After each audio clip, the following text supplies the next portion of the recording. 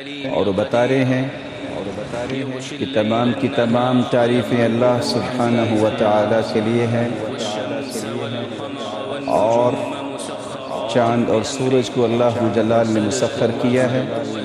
پوری کائنات کی بادشاہت اور حکم اسی کا ہی ہے، اور بہت بابرکت ہے وہ ذات، وہی تمہارا رب ہے جو بابرکت ذات ہے، اس کے سوا کوئی بھی عبادت کے لائق نہیں، اور وہ ہر چیز پر نگران ہے۔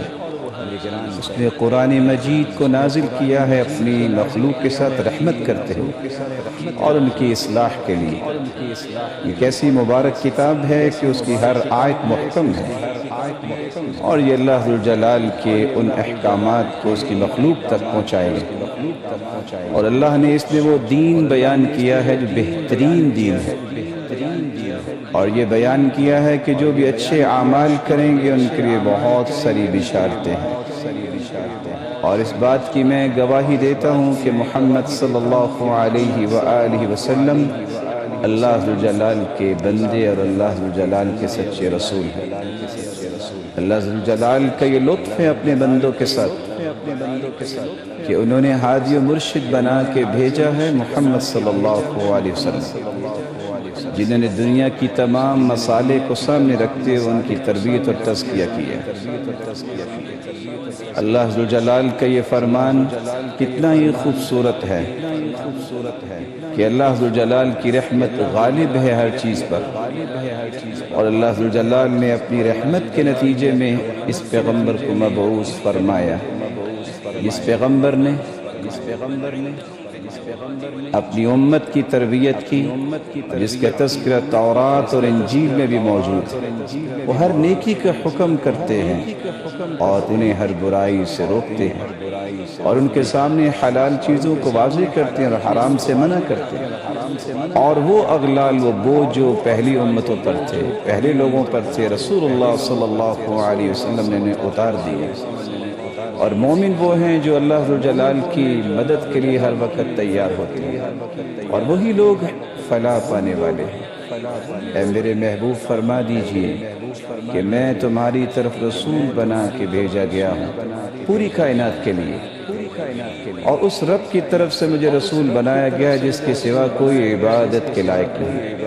اس لیے تمہیں چاہیے کہ تم اللہ پر بھی ایمان لاؤ اور اس کے رسول پر بھی ایمان لاؤ، اور اللہ ذوالجلال کے کلمات پر بھی ایمان لاؤ، اور اسی کی اتباع کرو تاکہ تم فلاح پا جاؤ۔ اللہ ذوالجلال اپنی رحمتوں کا نزول فرمائے، اور اللہ ذوالجلال رسول اللہ صلی اللہ علیہ وسلم کے صحابہ پر بھی اپنی رحمتوں کا نزول فرمائے۔ حمد و صلات کے بعد اے لوگو اللہ ذوالجلال سے ڈر جاؤ، اور اس دن سے ڈر جاؤ جس دن کوئی بھی کسی کے کام نہیں آئے گا، کوئی والد اولاد کے کام نہیں آئے گا، کوئی اولاد والد کے کام آئے گا۔ دنیا کی زندگانی کے دھوکے میں نہ پڑنا، اور شیطان بھی تمہیں دھوکے میں نہ ڈالے۔ جن کو اللہ ذوالجلال نے تقوی عطا کیا ہے، اللہ ذوالجلال انہیں دنیا میں بھی آسانیاں عطا کرتے ہیں اور ہر مصیبت سے آزاد کرتے ہیں، اور قیامت کے دن بھی ان کے لیے بہت ہی آسانیاں ہیں۔ اللہ ذوالجلال کا فرمان بھی یہ ہے، جو اللہ ذوالجلال کا تقوی اختیار کرتا ہے اللہ اس کے لیے تنگی سے نکلنے کے راستے پیدا کرتے ہیں، اور جو اللہ پہ توکل کر لیتا ہے اللہ ذوالجلال ہی اسے کافی ہو جاتے ہیں، اور جو تقوی اختیار کرتا ہے اللہ اس کے لیے بہت آسانیاں کرتے ہیں، اور جو تقوی اختیار کرتا ہے اللہ اس کے گناہوں کو معاف فرماتے ہیں، اور اس کی اجر کو مضاعف کر دیتے ہیں، بڑھا دیتے ہیں۔ اور اللہ ذوالجلال نے حکم دیا ہے کہ انسان اپنی عبادت کو خاص کرے اپنے رب کے لیے، کیونکہ اللہ کا حکم ہے کہ سارے کے سارے بادشاہت اللہ کے ہاتھ میں، اسی کے حکم، اور یہی سیدھا دین ہے، لیکن اکثر لوگ اس سے واقف نہیں ہیں۔ اے لوگو، اللہ ذوالجلال کی عبادت کرو جس نے تمہیں پیدا کیا اور تم سے پہلے لوگوں کو پیدا کیا تاکہ تمہارے میں تقوی آ جائے۔ سب سے پہلی بات جو ہر وقت یاد رہنی چاہیے کہ انسان گواہی دے کہ اللہ ذوالجلال کے سوا کوئی عبادت کے لائق نہیں، اور نجات کا سبب بھی یہی ہے کہ انسان اپنی توحید کو خالص کر لے، کہ وہ رحمان الرحیم کی توحید میں آنچ نہ آنے دے۔ اس نے ہی تمہیں پیدا کیا ہے جیسے پسند کیا، وہی عبادت کے لائق ہے، وہی غالب ہے اور حکمتوں والا۔ اور شہادت کا حصہ دوسرا یہ ہے کہ انسان اس بات کی گواہی دے کہ محمد صلی اللہ علیہ وسلم اللہ کے بندے اور اس کے رسول ہیں، ولیکن رسول اللہ واللہ ذو الجلال کے رسول ہیں، اور خاتم النبیین، اور اللہ ذو الجلال ہر چیز کو جاننے والے ہیں۔ ارکان اسلام میں سب سے پہلا رکن توحید اور رسالت کی گواہی دینا ہے، اور دوسرا رکن 5 نمازوں کو ادا کرنا ہے، جیسے کہ اللہ ذو الجلال کا حکم ہے کہ نماز قائم کیا کرو، یہ نماز برائی سے روکتی ہے، اور اللہ ذو الجلال جانتے ہیں کہ تم جو کچھ کرتے ہیں۔ اور ارکان اسلام میں تیسرا رکن زکوٰۃ ہے، کہ زکوٰۃ کے بارے میں اللہ ذو الجلال نے فرمایا کہ ان سے زکوٰۃ لیجئے تاکہ ان کے مالوں کو آپ پاک کریں۔ اور چوتھا رکن جو ہے وہ روزہ رکھنا ہے، جیسا کہ اللہ ذو الجلال کا فرمان ہے کہ رمضان المبارک جن میں قرآن نازل ہوا ہے، اور وہ قرآن لوگوں کی ہدایت کا ایک پروانہ ہے، جس کی زندگی میں یہ رمضان کا مہینہ آ جائے اسے روزہ رکھنا چاہیے۔ اور 5واں رکن ہے حج کرنا، جس کے پاس طاقت ہو وہ اللہ ذو الجلال کے گھر کی زیارت کرے اور مناسک کی ادائیگی کے لیے اس کا ارادہ اور قصد کرے۔ اللہ ذو الجلال نے یہ اعلان کروایا تھا ابراہیم علیہ السلام سے کہ وہ اعلان کر دے کہ حج کے لیے آئیں، پیدل بھی آئیں، سواریوں پیدل بھی آئیں۔ اور آپ صلی اللہ علیہ وآلہ وسلم نے اس بات کا صحابہ کرام کو پہلو پیش کیا تھا کہ اگر تم چاہتے ہو کہ ایمان کو اور اسلام کو صحیح طرح سمجھو تو تمہیں اس بات کی گواہی دینی ہوگی کہ اللہ کے سوا کوئی عبادت کے لائق نہیں ہے، نماز قائم کرو، زکوٰۃ دو، روزہ رکھو، طاقت ہے تم حج کرو۔ اور ایمان کے متعلق بیان فرمایا کہ تم اللہ پر ایمان لاؤ، اس کی کتابوں پر، اس کی انبیاء پر، اور آخرت کے دن پر، اور اللہ کے فرشتوں پر، اور تقدیر کی اچھائی اور برائی پر۔ اور پھر اللہ کے رسول صلی اللہ علیہ وسلم نے یہ بھی فرمایا کہ احسان یہ ہے کہ تم عبادت اس طرح کرو کہ گویا تم اللہ کو دیکھ رہے ہو۔ اگر یہ تصور نہیں بن رہا، یہ حقیقت نہیں آ رہی، تو پھر یہ تو یقین کر لو کہ اللہ ذو الجلال تمہیں ضرور دیکھ رہے ہیں۔ اس کے بعد یہ بات جاننی چاہیے کہ اللہ ذو الجلال نے جتنے بھی احکامات دیے ہیں یہ اس کی مصلحت کے تابع ہیں، اور اسی سے ہی دنیا میں انسانی زندگی پرکیف بنتی ہے۔ اللہ ذو الجلال نے اسی میدان کے اندر اس دین کو مکمل کیا، اور الیوم اکملت لکم دینکم کی آیت کو نازل فرمایا۔ اللہ ذو الجلال نے اپنے پیغمبر کی یہ صفت بیان کی ہے کہ اللہ کے رسول صلی اللہ علیہ وسلم کو پوری کائنات کے لیے رحمت بنا کے بھیجا۔ شریعت اسلامیہ جو بہت ہی مبارک شریعت ہے، اور اللہ ذو الجلال نے اس شریعت کے اندر مصالح کو حاصل کرنے اور مفاسد سے دور رہنے کے پہلو پیش کیے۔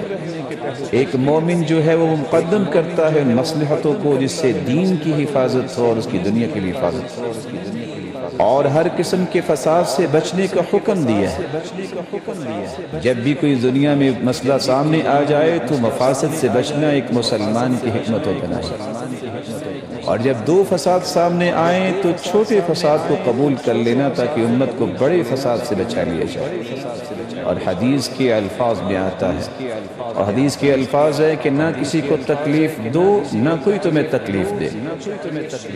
شریعت اسلامیہ نے اس بارے میں ایک حقیقت کو پیش کیا ہے کہ نہ تم کسی کو تکلیف پہنچانے کی کوشش کرو، اور نہ ہی تمہارے لائق ہے کیونکہ تم مسلمان، اور نہ ہی کوئی تمہیں تکلیف دینے کی کوشش کرے۔ تم والدین کے ساتھ اچھا برتاؤ کرو، رشتہ داروں کے ساتھ اچھا برتاؤ کرو، اور جو امانتیں آپ کے سپرد کیے گئے ہیں ان امانتوں کو اچھے طریقے سے ادا کرو، اور تم سمع و طاعت کا اظہار کرو، جو آپ کے حکمران ہیں ان کی بات کو سنو بھی اور ان کی اطاعت بھی کرو۔ اور اللہ ذو الجلال کا حکم یہ ہے کہ اللہ فرماتی ہے کہ اللہ نے عدل کا حکم دیا ہے، احسان کا حکم دیا ہے، رشتہ داروں کے ساتھ اچھا برتاؤ کرنے کا حکم دیا ہے، تمہیں بغاوت سے منع کیا ہے، فحاشی سے منع کیا اور برائی سے منع کیا۔ اور یاد رکھنا کہ اللہ ذو الجلال تم پر کفیل ہے، اور اللہ ذو الجلال جانتے ہیں کہ تم جو کچھ کر رہے ہو۔ اور اللہ ذو الجلال کا یہ حکم یہ بھی ہے کہ جو بھی امانتیں ان کے اہل کے سپرد کر دو، اور جب بھی تم کوئی فیصلہ کرو تو عدل پر مبنی تمہارا فیصلہ ہونا چاہیے۔ اور یہ اللہ کی طرف سے بہت بڑی نصیحت ہے، اور اللہ تمہارے اعمال کو دیکھ رہے ہیں اور جانتے بھی ہیں۔ اے ایمان والو، اللہ کی اطاعت کرو اور اس کے رسول کی اطاعت کرو اور حکمرانوں کی اطاعت کرو۔ اگر زندگی میں تمہیں کسی جھگڑے کا سامنا ہو تو تمہیں اس جھگڑے کو اللہ اور اس کے رسول کی طرف لوٹانا ہوگا، اگر تم اللہ پر ایمان رکھتے ہو۔ اور یہی وہ طریقہ ہے جو سب سے اچھا طریقہ ہے۔ اور اللہ ذو الجلال نے اس بات کی تاکید کی کہ ضروریات خمسہ کی حفاظت کے بارے میں اللہ ذو الجلال نے تاکید کی ہے کہ انسان اپنے دین کی حفاظت فرمائے، اپنے عقل کی، اپنے مال کی اور اپنی عزت کی، اور اس میں کسی قسم کا خلل کرنا، پیدا کرنا، یہ بہت بڑا جرم ہے۔ ان ضروریات کی حفاظت کرنا یہ حقیقت میں جنت میں جانے کا آسان راستہ ہے، اور یہی وہ طریقہ ہے جس سے انسان اپنے معاشرے کے اندر استقرار پیدا کر سکتا ہے اور امن پیدا کر سکتا ہے، اور اس سے ہی زندگی خوبصورت بن سکتی ہے۔ اور یہ حقیقت میں اس میں کسی قسم کا خلل پیدا کرنے والوں کو جاننا چاہیے کہ صرف دنیا ہی اس کی خراب نہیں ہوتی بلکہ آخرت بھی خراب ہوتی ہے۔ اور اللہ کے رسول نے اسی بات کو بیان کیا تھا کہ تمہارے مال، تمہاری عزتیں، تمہاری جانیں حرام ہیں تم پر، جس طرح آج کے دن کی حرمت ہے، جس طرح اس شہر کی حرمت ہے، جس طرح اس مہینے کی حرمت ہے۔ اور دین ایک ضرورت کا نام، انسان اپنے رب کی عبادت کرتا ہے، وہ میری ضرورت ہے۔ اللہ تعالیٰ نے اسی ضرورت کو واضح کرتے ہوئے فرمایا کہ میں نے انسانوں کو صرف عبادت کے لیے پیدا کیا ہے، اور اللہ ذو الجلال نے عدل و انصاف کا حکم دیا ہے، اور ساتھ یہ حکم دیا ہے کہ تم خالص ہو کر عبادت کرو، اور اس بات کو یاد رکھو کہ تمہیں اسی طرح لایا جائے گا قیامت کے دن جس طرح تمہیں پیدا کیا گیا۔ اور کوئی بھی ایسا پیغمبر نہیں جس کو اللہ نے حکم نہ دیا ہو، سب سے پہلا حکم یہ دیا تھا کہ تم اللہ کی عبادت کا حکم اپنی قوم کو دو، اور کتنے ہی لوگوں نے اس کو قبول کیا، وہ سعادت مند بن گئے، اور جنہوں نے ٹھکرا دیا ان پہ شقاوت اور بدبختی غالب آ گئی۔ اللہ ذو الجلال کا فرمان ہے، اور انسان کے نفس کی حفاظت کے بارے میں فرمایا ایک دوسرے کو قتل نہ کرو، ایک دوسرے کو قتل کرنا حرام ہے، اور اپنے آپ کو بھی قتل نہ کرو۔ اللہ ذو الجلال تو رحم کرنے والا ہے، لیکن جو ایسا کرتا ہے، کسی کو قتل کرتا ہے، اپنے آپ کو مارتا ہے، تو اسے یاد رکھنا چاہیے ہم اسے جہنم میں داخل کریں گے، اور یہ اللہ پر بڑا ہی آسان ہے۔ اور اللہ ذو الجلال نے یہ فرمایا کہ مال کی کیسے حفاظت کریں گے؟ اے ایمان والو، کسی کا مال جو ہے، اپنا مال بھی آپس میں ایک دوسرے کے ساتھ مل کے حرام طریقے سے نہ کھاؤ۔ اللہ ذو الجلال نے عقل کی حفاظت کو سامنے رکھتے ہوئے فرمایا ہے، اے ایمان والو، یہ شراب، یہ جوا، یہ پان سے، یہ سب کے سب حرام ہے، رجس ہیں، ناپاک ہیں، ان سے بچ جاؤ، شاید کہ تم فلاح پا جاؤ۔ شیطان تو یہ چاہتا ہے کہ تمہارے درمیان دشمنی پیدا کرے اور آپس میں بغض و عداوت پیدا کرے، اور تمہیں اللہ کے ذکر سے روک دے۔ کیا تم رکنے والے ہو کہ نہیں؟ اللہ ذو الجلال تو تمہاری حفاظت کرنے والا ہے۔ اور قرآن و سنت کی نصوص اس بات پہ دلالت کرتی ہے کہ لوگوں کی عزتوں کی حفاظت کرنی چاہیے، کیونکہ اللہ ذو الجلال نے فرمایا جو مومن مرد اور مومنہ عورتوں کو تکلیف دیتے ہیں انہوں نے بہت بڑے بہتان کا اقتراف کیا۔ اللہ سبحانہ و تعالی یہ بھی فرماتے ہیں کہ جنہوں نے ایسی عورتوں پہ تہمت لگائی جو پاک دامن ہیں، ان پہ دنیا میں بھی لعنت ہے اور آخرت کے دن میں بھی لعنت ہے۔ اور اللہ ذو جلال کا یہ فرمان بھی ہے کہ کوئی کسی کو مذاق کا نشانہ نہ بنائے، ہو سکتا ہے وہ بہتر ہو کوئی عورت بھی کسی کو مذاق کا نشانہ نہ بنائے، ہو سکتا ہے جن کو مذاق کیا جا رہا ہے وہ ان سے بہتر ہو، اور برے القاب سے مت پکارو کسی کو۔ اور یہ بہت بری بات ہے کہ انسان ایمان کے بعد اس طرح کی باتوں میں پڑ جائے، اور جو توبہ نہیں کرتے ایسے کاموں سے انہوں نے اپنی جان پہ ظلم کیا ہے۔ اور اللہ نے یہ بھی حکم دیا ہے کہ بدگمانی سے بچو، کہ بہت سارے گمان جو ہیں یہ گناہ بن جاتے ہیں، اور غیبت سے بچو، اور غیبت یہ ہے کہ اپنے مردہ بھائی کا گوشت کھانا، اور اللہ سے ڈر جاؤ۔ اور اللہ ذو جلال جو ہے توبہ کو قبول کرنے والے اور رحم کرنے والے۔ اور اللہ ذو جلال نے یہ بھی فرمایا ہے کہ کچھ وسائل ایسے ہیں جس سے انسان کی زندگی کے مقاصد پورے ہوتے ہیں، اور اس کا حکم اللہ ذو جلال نے دیا ہے۔ اور بسا اوقات کوئی چیز واجب نہیں ہوتی، لیکن واجب چونکہ اس سے مکمل ہوتا ہے تو اللہ اس کو بھی واجب کر دیتے ہیں۔ جس سے شریعت کے مقاصد پورے ہوتے ہیں ان پہ بھی توجہ دینی چاہیے۔ شریعت نے ان کا حکم دیا ہے، اس کا خیال کرنا، اور جس سے مقاصد انسان کی زندگی میں پختہ ہو جائے تو اس کے ذریعے انسان کو اپنے رب کا قرب بھی ملتا ہے، تقرب بھی ملتا ہے۔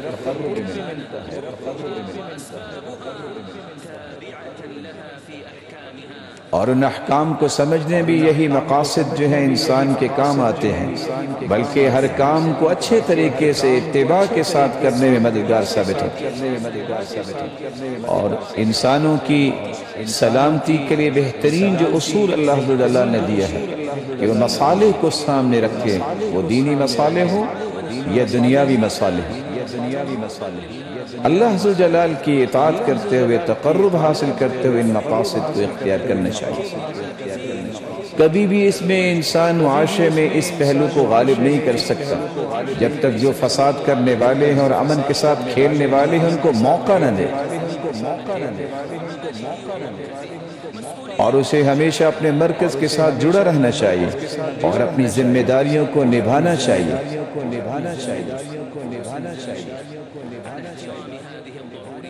اور ایسے لوگ جنہوں نے اپنی زندگیوں کو خالص کر رکھا ہے کہ ہم شریعت کے مقاصد کو لے کے چلیں گے اور ان ضروریات کا خیال رکھیں گے اور ان پہ آنچ نہیں آنے دیں گے، اور وہ ہر زمانے میں ہر وقت ان کی حفاظت میں لگے رہتے ہیں، یہی وہ لوگ ہیں جو حقیقت میں معاشرے کے امن کے محافظ ہیں۔ اور اللہ ذو جلال نے فرمایا ہے کہ جو بھی شخص کسی طرح کا فساد کرنا چاہتا ہے حرمین میں، ہم اس کو دردناک عذاب چکھائیں گے۔ یہ جگہ جو ہے اللہ کی عبادت کی ہے، یہاں اپنے سیاسی جھنڈے انسان لہرائے، یہ اس کی جگہ نہیں۔ اللہ ذو جلال نے تو یہاں موقع دیا ہے کہ اس کا تقرب حاصل کیا جائے اور اس کے سکھائے ہوئے مناسک کو ادا کیا جائے، اور یہی وہ طریقہ ہے جس سے انسان امن اور طمانینت کے ساتھ اپنے مناسک کو انسان پورا کر سکتا ہے۔ اے اللہ ذو جلال کے بارگاہ میں حاضر ہونے والوں، یاد رکھنا آپ اس وقت میدان عرفہ میں، کس قدر خوبصورت یہ منظر ہے، کس قدر خوبصورت یہ وقت ہے، اور کتنی خوبصورت جگہ ہے۔ یہاں درجات بلند ہوں گے، گناہوں کو معاف کر دیا جائے گا۔ اللہ ذو جلال سے دعا یہ ہے کہ ہمیں اللہ اپنے رسول کے اتباع کی توفیق سے نواز دے۔ وہی ہستی جس نے یہاں ہی خطبہ دیا تھا اور یہاں ہی کھڑے ہو کے انہوں نے خطبہ دیا تھا، اور انہوں نے خطبہ دینے کے بعد صحابی کو حکم دیا اور اذان کہی گئی، اور پھر اقامت کے ساتھ ظہر کی نماز 2 رکعت ادا کی، پھر اقامت کہی گئی اور 2 رکعت نماز عصر کی بھی ادا کی۔ آپ صلی اللہ علیہ وسلم نے دونوں نمازوں کو جمع کیا، پھر آپ اپنی اونٹنی پہ سوار ہوئے اور اللہ کا ذکر کرنے میں مشغول ہو گئے یہاں تک کہ سورج غروب ہو گیا۔ پھر آپ صلی اللہ علیہ وسلم سورج غروب ہونے کے بعد مزدلفہ کی طرف چلے گئے، اور آپ نے جا کے مغرب کی نماز 3 رکعتیں اور عشاء کی نماز 2 رکعتیں ادا کی، جمع کر کے دونوں نمازوں کو قصر کے ساتھ پڑھا۔ پھر آپ نے آرام کیا یہاں تک کہ فجر کی نماز وہاں پڑھائی۔ پھر روشنی کے بعد آپ مینا کی طرف منتقل ہوئے۔ پھر آپ صلی اللہ علیہ وسلم نے 7 کنکریاں ماری۔ پھر آپ صلی اللہ علیہ وسلم نے قربانی کی اور آپ نے اپنے بالوں کو منڈوایا۔ پھر آپ نے طواف کیا اور 7 سعی کی۔ پھر آپ صلی اللہ علیہ وسلم مینا میں واپس تشریف لائے۔ آپ اللہ ذوالجلال کا کثرت سے ذکر کرتے تھے، اللہ کی کبریائی بیان کرتے، اللہ کی تعریف کرتے، اور زوال کے بعد روزانہ سے پھر آپ تینوں جمرات کو 7 کنکریاں مارتے۔ اللہ کے رسول نے جن کے پاس عذر تھا ان کو اجازت بھی دی کہ وہ مینا میں نہ آرام کریں، اور ان کے لیے اجازت تھی کہ وہ اکٹھی کنکریاں بھی ماریں۔ آپ صلی اللہ علیہ وآلہ وسلم 13 ذی الحجہ تک وہاں مینا میں رہے، اور آپ نے اس بات کا بھی صحابہ کرام کو پہلو سکھایا کہ اگر کوئی جلدی کرنا چاہتا ہے تو 12 ذی الحجہ کو کنکریاں مار کے بھی جا سکتا ہے۔ پھر آپ صلی اللہ علیہ وسلم بیت اللہ پہنچے، اللہ کے رسول صلی اللہ علیہ وسلم نے طواف الوداع کیا اور پھر روانہ ہوئے۔ اے حج کرنے والو، اللہ کے رسول نے میدان عرفات میں روزہ نہیں رکھا تھا، آپ صلی اللہ علیہ وسلم کثرت سے دعاؤں میں مشغول رہے اور اللہ ذوالجلال کے ذکر میں مشغول رہے۔ اللہ ذوالجلال کے پیغمبر کی اقتداء کیجئے، دعائیں کیجئے، اللہ کا ذکر کیجئے، اور رو کر گڑ گڑا کر دعائیں کیجئے، وہ تمہاری دعاؤں کو قبول کرنے والا ہے۔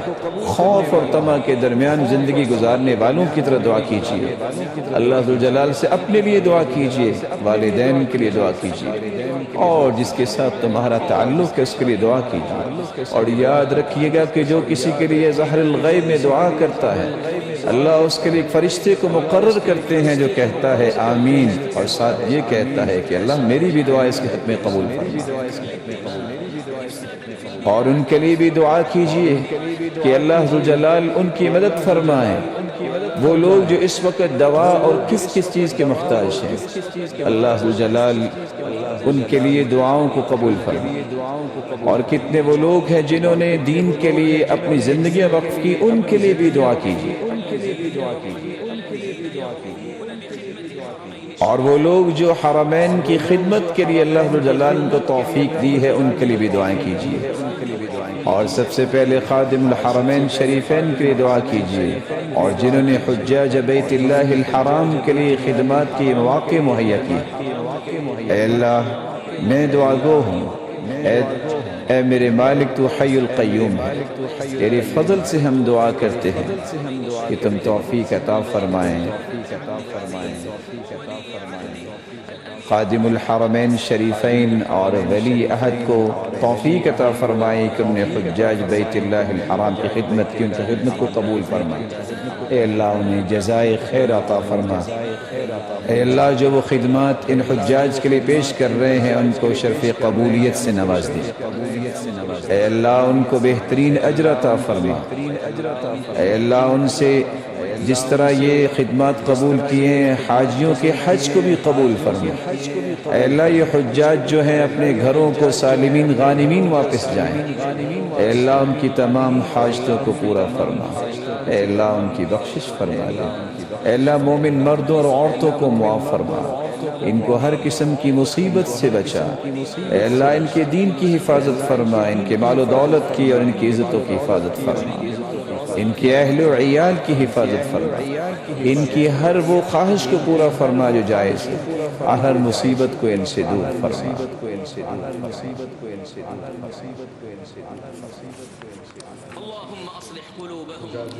اے اللہ ان کے دلوں کی اصلاح فرما۔